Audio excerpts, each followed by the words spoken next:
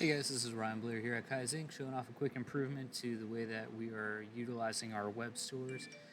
So what I've done is I just added a new product to this Jackson Jet Center web store, and since I was already in the previous order taking a look at the specs of the product that we're building, all I'm going to do is just take the SKU that we're calling it on the web store and just replace the order number on the old proof, clear out any numbers that you might have down here in the sizing.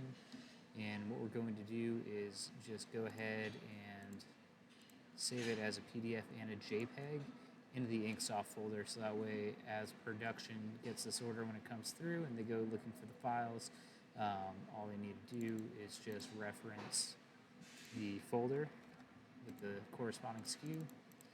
So we're going to create it right now. And now they will be able to reference the drops on the way that we decorate this garment, because that information will not transfer through Inksoft. Thanks for watching.